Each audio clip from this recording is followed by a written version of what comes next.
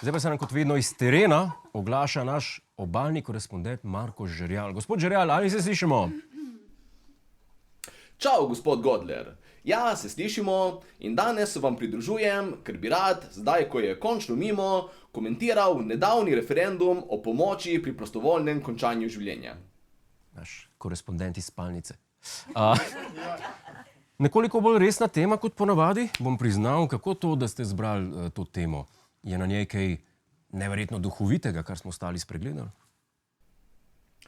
Ne. Tema je natanko tako resna in tehtna moralna dilema, kot je bilo javnosti predstavljeno, in tu res ne vidim, iz česa bi lahko vlekel ven neke komične zaključke. Dobro, gospod Žerjal, potem pa... Ne, o čem boste pa točno sploh govorili pol? Ker...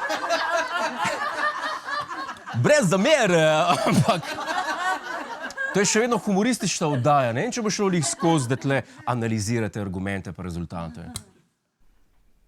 Se popolnoma strinjam in zato tudi ne bom.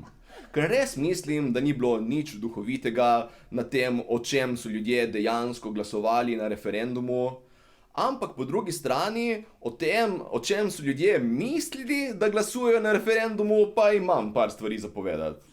Mislim, gospod Godler, a ste šli slučajno brati komentarje na internetu, vezane na ta referendum? Ne, to pa nisem, da bi se kaj tazga spustil, pa ni denarja na svete.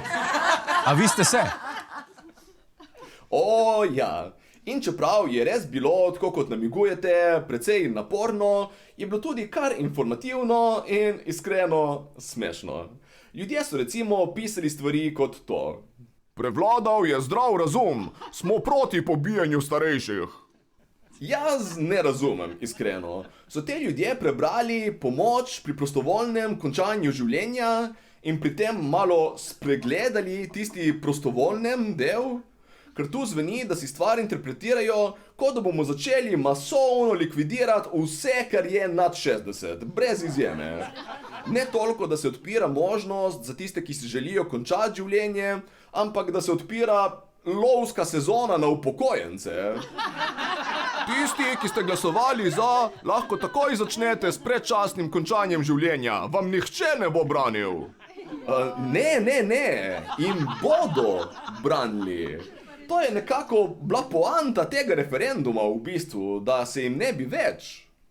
Mislim, če je bila tvoja želja, da se jim ne brani, pol nisem čisto siguren, če si ta pravo opcijo obkrožil. Sem glasoval proti, ker mi gre Tina na živce. Ne. Kaj? Mislim, ne rečem, sej tudi jaz sam nisem prebral kar celega teksta tega zakona, ampak nekako malo dvomim, da je not kar en del Tina je čudovita. Mislim, ni to zdaj neka diplomska iz FDV-ja, da lahko začneš kar not metati neke neumestne opaske, kot kokain je žal predrag in upaš, da nihče ne bo opazil. Čakajte, hočete reči, da to ni bil referendum o tem, če nam gre Tina že na živce, ali ne? Ampak, kaj je pa bolj nauk zgodbe? Da rabimo boljše informiranje volivcev? Da pred glasovanjem morajo preverjati, če ljudje sploh razumejo vprašanje? Kaj, da rabimo nov referendum o tem, če nam gre Tina na živce? Ne, gospod Godler. Nauk zgodbe bi tu moral biti dovolj teh referendumov. Ker to so samo navadne, neverjetno drage ankete, ki jih nihče ne razume, ne obiskuje in ki v končni fazi nič ne spremenijo. Se spomnite tistega referenduma o konoplji, na primer. Ljudje so glasovali, da naj bo legalna tako v medicinske kot v osebne namene in eno leto kasneje še vedno ni legalna. Voziti pijan po drugi strani pa kar je. Mislim, dragi politiki, dejte naslednjič, ko vas prime vrš stran 7 milijonov za popolnoma neučinkovit referendum, dejte se malo zadržati. Ker gremo biti iskreni. Biti neučinkoviti vam gre dovolj dobro že tudi brez. Najlepša hvala, lep aplavz za gospoda Žerjala. Hej, preden greš, klikni tukaj in se naroči na naš YouTube kanal, imamo pa tudi TikTok, Instagram in Facebook. Tako da le urno, le urno.